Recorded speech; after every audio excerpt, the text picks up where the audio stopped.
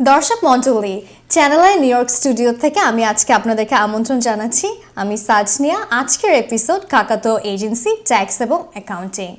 আমাদের সাথে আজকে স্টুডিওতে উপস্থিত আছেন আমাদের গেস্ট পারভেজ কাজী, যিনি 30 বছরের বেশি সময় ধরে নিউ ইয়র্কে কাজ করছেন তার এজেন্সিতে ট্যাক্স ফাইলিং নিয়ে। আজকে আমরা তাকে কিছু প্রশ্ন করব বিজনেস কর্পোরেশন ট্যাক্স এবং ট্যাক্স ফাইলিং রিলেটেড। প্রথম প্রশ্নটি আপনার কাছে এনটিটি নিয়ে। আমরা জানি যে এনটিটির ডিফারেন্ট স্ট্রাকচার আছে and it's very in depth. There are corporations, LLC. So আপনারা যদি একটু আমাদের দর্শকের জন্য সেগুলোর ডিটেল ইনফরমেশন শেয়ার করতেন। যে কোনো এন্টারপ্রেনার যখন তারা বিজনেসের কথা ভাবে তখন প্রথম তাদের মাথায় আসে যে তারা কোন এন্টিটি অর্থাৎ কোন বিজনেস স্ট্রাকচারে তাদের বিজনেসটাকে ফর্ম করবে। এবং এটা করতে হলে সর্বপ্রথম যে দিকটার দিকে খুব বেশি নজর দেয়া হচ্ছে সেটা হচ্ছে যে এন্টারপ্রেনার এই ব্যবসাটা শুরু করবে, ওনার পার্সোনাল অ্যাসেট অথবা পার্সোনাল ওনার যেই স্টেট সেটাকে যেন প্রোটেক্ট করা হয়, অর্থাৎ বিজনেস কোনো লায়াবিলিটি যেন উনাকে ক্ষতিগ্রস্ত না করে। এই লক্ষ্য মাথায় রেখে আমরা বলে থাকি সাদামাটা ভাবে যে 5টি এন্টিটি স্ট্রাকচার আছে এখানে। নাম্বার 1 হচ্ছে সোল প্রোপ্রাইটারশিপ। এটা ভেরি সিম্পল, যে কেউ ফর্ম করতে পারে, অনেক সহজ এবং অনেক অল্প পয়সায় এটা ফর্ম হতে পারে। দ্বিতীয়টি হচ্ছে পার্টনারশিপ। পার্টনারশিপও পার্সোনাল অ্যাসেটকে খুব একটা প্রোটেক্ট করে না। একের অধিক এন্টারপ্রেনার একসাথে হয়ে তারা একটা এগ্রিমেন্টের মাধ্যমে এই ব্যবসাটা শুরু করতে পারে এবং তাদেরকে ফেডারেল ট্যাক্স আইডি নাম্বার নিতে হয় এই ব্যবসা চালানোর জন্য। এবং এটাও মানে রিকোয়ারমেন্টসের দিক থেকে আমি বলবো যে সোল প্রোপ্রাইটারশিপ থেকে একটু কঠিন, কিন্তু অনেক কর্পোরেশন এবং আদার স্ট্রাকচার থেকে অনেক সহজ এবং অনেকেই এটা করে থাকে। নাম্বার 3 হচ্ছে কর্পোরেশন। এবং কর্পোরেশনটা হচ্ছে একটু বিশদ এবং যারা একটু বড় আকারে কিছু করবে চিন্তা করে তাদের জন্য আমরা রিকমেন্ড করে থাকি। এবং কর্পোরেশন এন্টারপ্রেনার যারা উদ্যোক্তা এবং যারা ওনার, তাদের পার্সোনাল অ্যাসেটকে কমপ্লিটলি প্রোটেক্ট করে থাকে, এবং কোনো অবস্থাতেই বিজনেসের কোনো লায়াবিলিটি যারা ওনার তাদের পার্সোনাল অ্যাসেটের পিছনে যেতে পারে না। এটা হচ্ছে কর্পোরেশন। কর্পোরেশনের মধ্যে 2 প্রকার আছে, সেটা নিয়ে কখনো সুযোগ হলে কথা বলবো। সি কর্পোরেশন এবং এস কর্পোরেশন। চতুর্থটি হচ্ছে এলএলসি, লিমিটেড লায়াবিলিটি কোম্পানি। এটা কিন্তু একটু পপুলার আমাদের কমিউনিটিতে এবং প্রত্যেকেই একটা এলএলসি ফর্ম করতে চায়। এবং এলএলসি হচ্ছে আমরা বলে থাকি যে এটা একটা পাস থ্রো এন্টিটি, অর্থাৎ এলএলসির যে লাভ অথবা ক্ষতি এটা পার্সোনাল ট্যাক্স ফাইলে চলে যায় বিজনেস ওনারের এবং উনি সেখানে গিয়ে এই ফাইলটা করে থাকেন।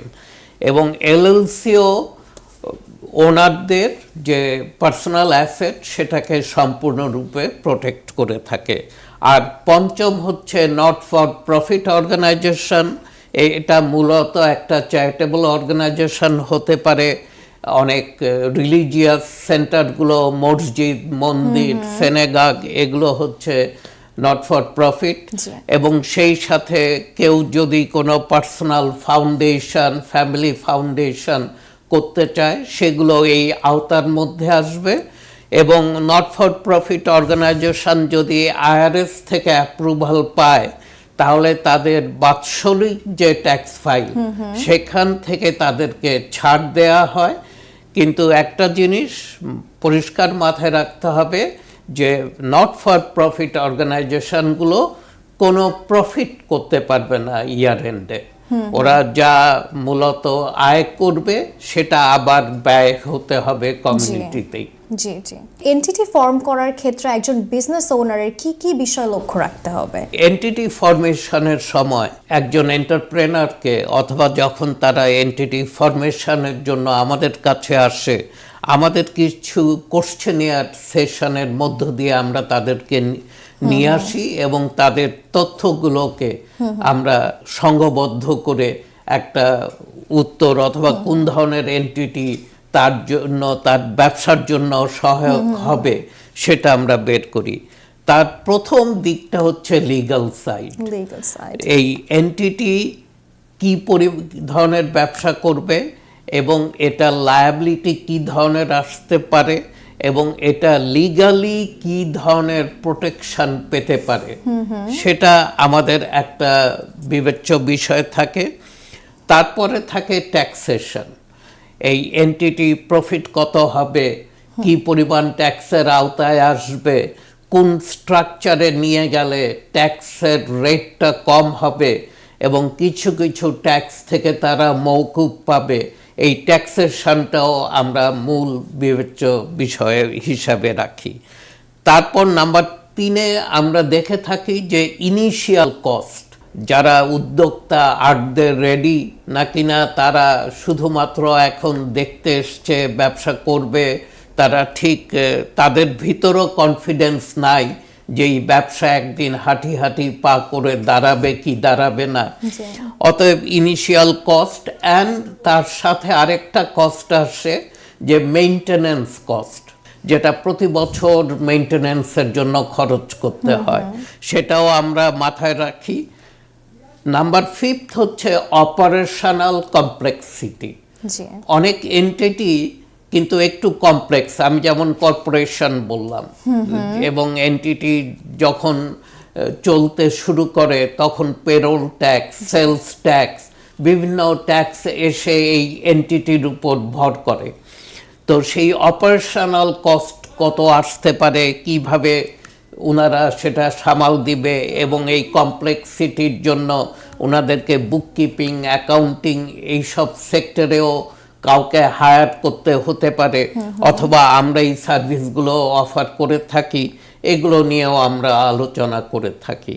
আর লাস্ট হচ্ছে এক্সিট অল্টারনেটিভ।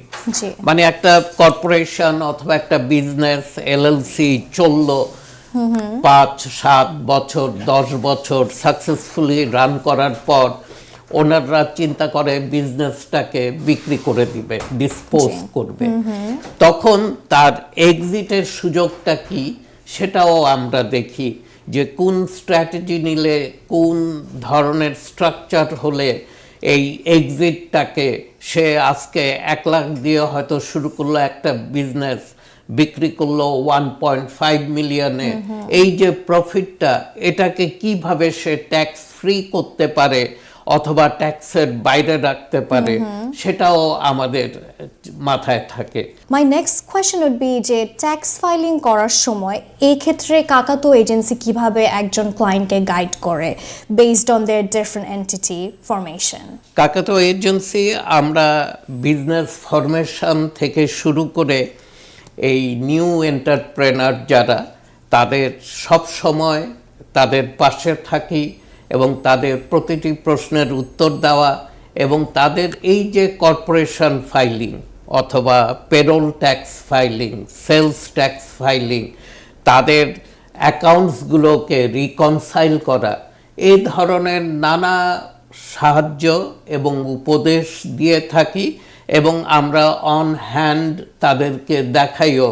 আমরা অনেক সময় অনেক এন্টারপ্রেনারকে বলে থাকি যে আপনার ব্যবসা, আপনাকেও কিন্তু একটু প্রোঅ্যাক্টিভ হতে হবে। অনেক সময় আমরা দেখেছি যে আইআরএস থেকে অথবা নিউ ইয়র্ক স্টেট ট্যাক্সেশন থেকে চিঠি পেয়েছে, ওনার চিঠিটা খুলেনও নাই, উনি শুধু কোনোভাবে কাকাতোয়ায় ড্রপ করে চলে গেছেন। আমরা বলি যে না, আপনাকেও ইনভলভ হতে হবে, আপনাকে চিঠিটা পড়তে হবে। বলে যে পড়ে ভাই কি করব, আমি তো বুঝি না। আমি বললাম যে আপনি বুঝেন না বলেই আমি আছি, আমি আপনাকে বুঝিয়ে দেব, বাট আপনাকে জানতে হবে এই চিঠিটা কি, কেন এসছে, কোত্থেকে এসছে এবং এটাকে কিভাবে রেসপন্স করবেন। যেহেতু আমরা জানি আমাদের কমিউনিটি আমাদের উপর অনেক বেশি নির্ভর করে, কিন্তু অনেক সময় হয়তো এরকম হতে পারে অনেক নিউ জেনারেশন তারা ট্যাক্স ফাইলিং নিয়ে অন্য কোথাও যাচ্ছে, হয়তো আমার কাছে আসলো না, জি। এবং সেখানে এই নিউ জেনারেশন যদি লেটার ড্রপ করে আনওপেন এবং আমেরিকান কোনো কোম্পানি হয়ে থাকে, জি। ওরা ভীষণ বিরক্ত হবে। Of course. ওরা বলবে যে আমি তোমাকে বেবিসিট করার জন্য তুমি জি। আমাকে হায়ার করো নাই। তো ওর জন্য আমি আমার যারা বিজনেস ফাইলিং করি তাদেরকে সব সময় সাহায্য করে থাকি। প্রত্যেক কোয়ার্টারলি করতে হয় এবং কিছু কিছু বিজনেস আছে যাদেরকে প্রতি মাসে করতে হয়। তো কোন কোয়ার্টারের কত তারিখে করতে হয় আমি হাতে লিখে স্ট্রাকচার করে, উনি যেখানে বসেন ওনার ওয়ালে একটা স্টিকার দিয়ে আমি লাগিয়ে দিয়ে আসি যে আপনার মাথায় রাখতে হবে 20শে মার্চ আপনার সেলস ট্যাক্স করতে হবে। আচ্ছা। ঠিক তেমনি 20শে জুলাই, 20শে অক্টোবর এবং এই 3 মাস পর পর এই 4টা সেলস ট্যাক্স ফাইলিং অথবা পেরোল ট্যাক্স ফাইলিং 4টা। প্রথমটা হচ্ছে 30শে এপ্রিল, তারপরেরটা 30শে জুলাই, তারপরেরটা 30শে অক্টোবর, তারপরেরটা 31শে জানুয়ারি। এই ডেটগুলো আমি লিখে দিয়ে আসি এবং বলি যে আপনারা ইনভলভ হন, এই ব্যবসা আপনার, আপনাকেও কিন্তু জানতে হবে এই ডেটসগুলো কিভাবে, এই ডেটগুলো আমরা ফলো করে থাকি। করবো। জি, যেহেতু আপনি ইনভলভমেন্টের কথা বলেন আপনার ক্লায়েন্টদের, কিন্তু অনেকেই হয়তো বা মাঝে মধ্যে চিন্তা করে থাকে যে আমি যেহেতু একটা এজেন্সিতে যাচ্ছি and they are getting paid, I am paying a lot of money for that, সে চিন্তা করে সার্ভিসটা পুরোটাই হচ্ছে গিয়ে এজেন্সির দায়িত্ব। But actually this is not the case, case আপনি চান যে ক্লায়েন্টরাও যাতে পার্টিসিপেট করে। Like how does it make it different between like somebody যে আপনার কাছে আসছে এক্সপেক্ট করছে যে আপনি পুরোটা করবেন, আর একজন হয়তো বা চাচ্ছে যে না আমি একটু ইনভলভড হই। পুরোটা আমি করব, কিন্তু উনাকে জানতে হবে আমি কি কি করছি। করছেন? উনি জানেও না আমি কি করছি, উনি জানে পুরোটাই কাকাতুয়া করছে, জি। তো সেটা তো আর করা হলো না। না, উনাকে makes তো sense. জানতে হবে যে কাকাতুয়া কি করছে। কি করছে। হ্যাঁ। আমার পরবর্তী যে প্রশ্ন আপনার কাছে, that's related to business tax. আপনি যদি আমাদের দর্শকের সাথে একটু শেয়ার করতেন যে রিকোয়ার্ড ডকুমেন্টস কি লাগবে। I know it's very in depth, but just briefly যদি একটু আমাদের সাথে শেয়ার করতেন। প্রায়শই একটা ভুল বোঝাবুঝি হয় আমাদের ক্লায়েন্টদের সাথে, সেটা হচ্ছে তারা এসে একটা কর্পোরেশন অথবা একটা এলএলসি অথবা একটা স্ট্রাকচার ফর্ম করলো, জি। আমরা ডিপার্টমেন্ট অফ স্টেট নিউ ইয়র্কে ফাইল করলাম এবং তার ইআইএন নাম্বার বের করে আনলাম, তাকে দিয়ে দিলাম সব ডকুমেন্টস সো দ্যাট উনি যেন একটা বিজনেস ব্যাংক অ্যাকাউন্ট ওপেন করতে পারে। তো বিজনেস ব্যাংক অ্যাকাউন্ট ওপেন করার সময় আমরা সাধারণত ক্লায়েন্টকে বলে থাকি যে আপনারা কখনোই বিজনেস অ্যাকাউন্ট এবং পার্সোনাল অ্যাকাউন্টকে কো-মিংলিং করবেন না। আপনার বিজনেস অ্যাকাউন্টের টাকা বিজনেস অ্যাকাউন্টেই যেতে হবে, পার্সোনাল অ্যাকাউন্টের টাকা পার্সোনাল অ্যাকাউন্টেই যেতে হবে। It has to be it separated. Has to B completely separate, যেন কোনো অবস্থাতেই এখানের টাকা ওখানে চলে গেছে, ওখানের টাকা এখানে চলে এসছে, এটা না হয়। আর ট্যাক্স নিয়ে যেটা আপনি প্রশ্ন ছিল, সেটা হচ্ছে অনেকে কর্পোরেশন ফর্ম করেছে কিন্তু সে কোনো ব্যবসা করে নাই, ওকে। কোনো কিছু করে নাই, মাথায় চিন্তা আছে করবে, কখনো কোনো কিছু বড়ভাবে 1 বছর চলে গেছে এর মধ্যে, তাকে কি কর্পোরেশন ট্যাক্স ফাইল করতে হবে? ইয়েস, তাকে ইনঅ্যাক্টিভ কর্পোরেশন ট্যাক্স ফাইল করতে হবে 12 মাস পর। 12 মাস পর। অর্থাৎ সে যদি সে ফর এক্সাম্পল মে মাসে কর্পোরেশনটা ফর্ম করে থাকে, পরের বছর এপ্রিল মাসে গিয়ে তার একটা ফিসকাল ইয়ার সম্পন্ন হয় জি। এবং তাকে 3.5 মাস সময় দেয়া হয়, তারপর ট্যাক্সটা ফাইল করার জন্য। জি। তো মে মাসে কর্পোরেশন ফর্ম করেছিল ধরেন 2025-এ, 2026-এর এপ্রিল মাসে তার 12 মাস পূর্ণ হয়েছে। অতএব এপ্রিল মাস পূর্ণ হওয়ার পর 3.5 মাস মানে মে, জুন, জুলাই, অগাস্ট 15-র মধ্যে তাকে কর্পোরেশন ফাইলটা করতে হবে। এবং সে ব্যবসা করুক অথবা না করুক, জি। তাকে এই ফাইলিংটা প্রতি বছর করে যেতে হবে। আচ্ছা। এবং অল্প কিছু নিউ ইয়র্ক স্টেট, এবং যদি এই ব্যবসাটা নিউ ইয়র্ক সিটিতে হয়ে থাকে সিটিকে পে করতে হবে। এবং সেই সাথে ইনঅ্যাক্টিভ কর্পোরেশন ফাইলিং এর জন্য আমাদেরও কিছু ফি আছে। তো এটা হচ্ছে মিনিমাম মেইনটেনেন্স কস্ট। একটা কর্পোরেশন যদি new York state, new York সিটিতে অথবা আমেরিকার যে কোনো স্টেটে কেউ ফর্ম করে থাকে, ওনাদেরকে এটা বেয়ার করতে হবে। এবছর আমরা জানি বিগ বিউটিফুল বিলের আন্ডারে অনেক পরিবর্তন এসেছে। সেক্ষেত্রে যারা বিজনেস ট্যাক্স ফাইলিং করছে তারা কি এক্সপেক্ট করতে পারে, like what are the changes? ধন্যবাদ। বিগ বিউটিফুল বিল নিয়ে কথা না বললে ট্যাক্স অ্যান্ড অ্যাকাউন্টিং এর কথা শেষ হয় না।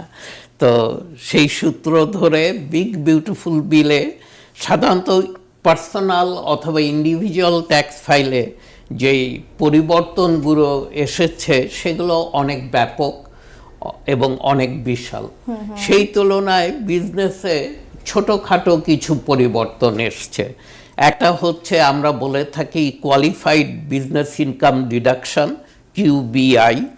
সেটা হচ্ছে একজন সোল প্রোপাইটার অথবা একজন LLC ওনার, তার যদি ইনকাম হয়ে থাকে $1,00,000, আমি বোঝার সুবিধার জন্য এই নাম্বারটা পিক করছি, তো 20% তাকে বলা হচ্ছে উনি QBI ডিডাকশন নিতে পারেন।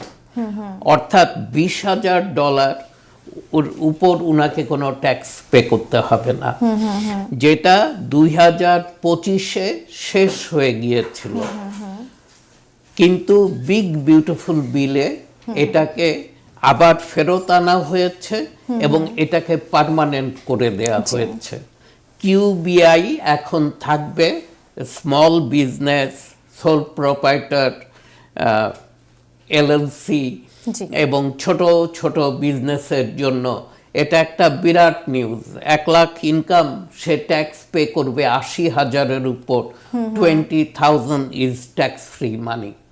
এটা একটা বড় পরিবর্তন বিজনেসে বিগ বিউটিফুল বিলের অধীনে। আরেকটা বড় পরিবর্তন হচ্ছে ডেপ্রিসিয়েশন।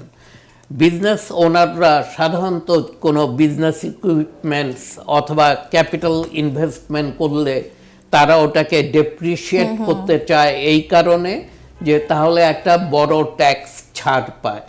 এই ডেপ্রিসিয়েশন উঠে যাচ্ছিল 40% ডেপ্রিসিয়েশনে এসে দাঁড়িয়েছিল এবার। এর পরের বছর 20%, তার পরের বছর এটা উঠে যাচ্ছিল। সেটাকে আবার বোনাস ডেপ্রিসিয়েশন, নট ডেপ্রিসিয়েশন। তো বোনাস ডেপ্রিসিয়েশনকে আবার ফেরত আনা হয়েছে এবছর এবং 100% করে। 100%। অর্থাৎ কেউ যদি সে $20,000 কোনো ইকুইপমেন্ট কিনে থাকে 2025-এ এবং সে যখন ট্যাক্স ফাইল করবে এন্টায়ার $50,000 সে ডেপ্রিসিয়েট করতে পারবে। 100% ডেপ্রিসিয়েশন এটা ফেরত এসছে। তো এই দুটাই হচ্ছে বিগ বিউটিফুল বিলের অধীনে যারা স্মল ব্যবসায়ী তাদের জন্য একটা চমক। যারা এন্টারপ্রেনার আছে বা সেলফ এমপ্লয়েড, তাদের কি যখন তারা ফাইল করবে তাদের ট্যাক্স, তাদের রিকোয়ার্ড ডকুমেন্টগুলো কি is this like different or is this like similar as like the other? Completely different. যারা ইন্ডিভিজুয়াল ফাইল করে তারা তাদের W2, 1099, NEC, মিসলেনিয়াস এবং অন্যান্য পার্সোনাল ডকুমেন্টসগুলো নিয়ে আসে। যখন কর্পোরেশন ফাইল করতে আসে আমাদের কাছে, আমরা চাই তাদের ব্যাংক স্টেটমেন্টস, 12 মাসের ব্যাংক স্টেটমেন্ট। এবং বিজনেসের জন্য আমরা লুজলি বলে থাকি যে bank statement is your Bible. এবং ব্যাংক স্টেটমেন্টগুলোর উপর ভিত্তি করে আমরা সেটার একটা বুক কিপিং রান করি এবং প্রফিট অ্যান্ড লস রান করি।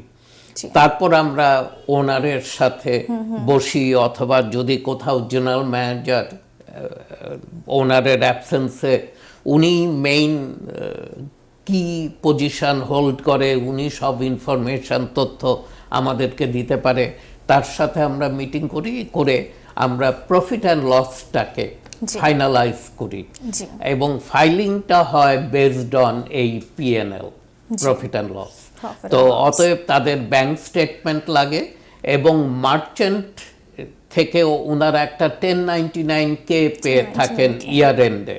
সেই 1099 কেটাও আমাদের অত্যন্ত জরুরি হয়ে থাকে। আর সেই সাথে তাদের সেলস ট্যাক্স, পেরোল ট্যাক্স, এগুলো মূলত আমরা করছি, আমাদের কাছে আছে। যারা অন্য জায়গায় ফাইল করতো কিন্তু এবছর আমাদের কাছে আসতে চাচ্ছেন, তাদেরকে আমরা বলি যে ওনার প্রিভিয়াস ফাইলগুলো, কপিগুলো যেন উনি আমাদেরকে প্রিভিয়াস কপিগুলো আমাদেরকে দেন। কিন্তু অনেক ক্লায়েন্টস আছে যারা আপনাদের সাথে কাজ করছে অনেক বছর ধরে, আপনারা কি তাদের ফাইলগুলো হচ্ছে গিয়ে ডিউ হ্যাভ দোজ ফাইলস, নাকি তাদেরকে আবার নতুন করে ফাইলগুলো নিয়ে না, আসতে হয়? তাদের ফাইল আমাদের কাছেই আছে জি। সব কিছু। ইভেন 2015 থেকে যেই বিজনেসটা আমার কাছে, তার 15 থেকে সকল ডকুমেন্ট স্ক্যান করা আমার কাছে আলাদা ফোল্ডার করা আছে ডকুমেন্ট ম্যানেজারে। জি, তো জি। তাকে নতুন করে কিছু আনতে হয় না। জি। কিন্তু যারা নতুন এবছর আসছে, হয়তো বললো যে পাস ভাই আমার এক ফ্রেন্ড আপনাকে রিকমেন্ড করেছে আমার এই বিজনেস, আমি আপনার কাছে আসতে চাই। তো আমরা বলি যে ভাই আপনার প্রিভিয়াস ফাইলগুলো লাগবে, তো আপনি আপনার যে অ্যাকাউন্টেন্ট তাকে বলবেন, উনি সফট কপি আপনাকে পাঠিয়ে দিলে আপনি ওটা আমাকে ফরওয়ার্ড করে দিলেই হবে। ধন্যবাদ আমাদের সবগুলো প্রশ্নের উত্তর দেওয়ার জন্য। আমরা অনুষ্ঠানের প্রায় শেষ পর্যায়ে চলে এসেছি। আপনি যদি দর্শকদের সাথে কিছু শেয়ার করতে চান, any statement, anything to think about before filing the tax. Business tax filing অত্যন্ত গুরুত্বপূর্ণ এই আমেরিকাতে, এবং বিজনেস ট্যাক্স ফাইলিংয়ের জন্য যেটা সবচেয়ে বেশি প্রয়োজন হয়ে থাকে, আমরা সব সময় আমাদের ক্লায়েন্টদেরকে বলে থাকি, documents, documents, documents. Any expense, any deduction আপনাকে কিন্তু তার সাপোর্টিং রাখতে হবে। আপনি যদি সাপোর্টিং না রাখেন, আপনি কিন্তু পরবর্তীতে কখনো না কখনো কোনো না কোনো সময় আইআরএসের রিভিউতে অথবা স্টেট ট্যাক্স এজেন্সির রিভিউতে যদি আসেন, আপনি সমস্যায় পড়বেন। তো এখন থেকেই ডকুমেন্টসগুলোকে ডিজিটালি রাখার অভ্যাস পরিণত করুন, অনেক বিপদ থেকে আপনাকে বাঁচাবে। ধন্যবাদ দর্শক মণ্ডলী, ধন্যবাদ আমাদের সাথে থাকার জন্য আজকে।